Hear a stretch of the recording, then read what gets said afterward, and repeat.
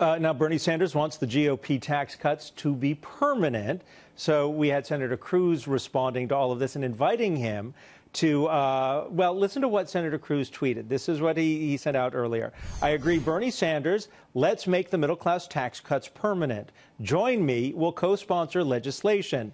I've already got it drafted.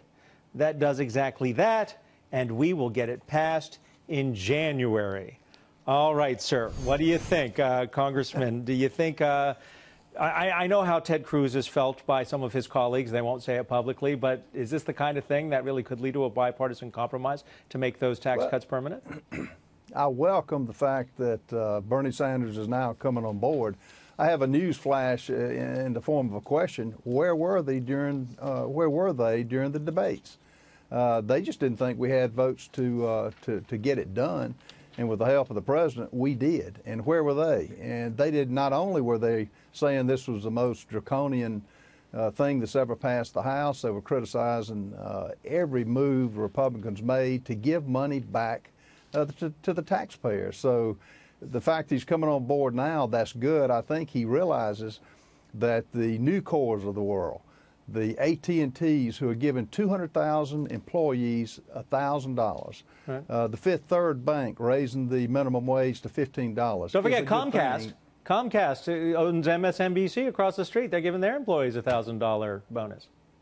Yeah, Wells Fargo. There are a number of companies in my state that are seeing this for what it is, a chance to expand, a chance to give money back. And again, it's not the government's money, it's the people's money, and we made the move to do it. And I applaud Senator Sanders for finally coming on board. I wish he'd get some of his other members to do the same. Well, I think here at Fox, we would keep the drumbeat going to try and make tax cuts permanent, because a lot of people say you guys should have done that from the get-go. But there's, you're getting some support for the tax reform bill from an unlikely corner. Not everybody in Hollywood, not exactly the most conservative place on the planet, is opposed to the Republican tax reform plan.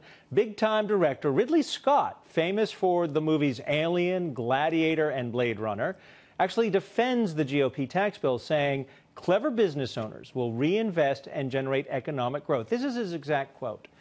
Well, let's take the tax bill. People say Republicans are doing it for the wealthy class. What they forget is if you get a clever, unselfish business person, I don't care if it's a corner store or a big business who's suddenly saying 15%, they'll put it back, saving 15%, they'll put it back in this business, then you're going to get growth, and therefore people will become employed. Congressman, do you think more business people in Hollywood hold that opinion but don't speak up because it's the stars and the celebrities who are out in front?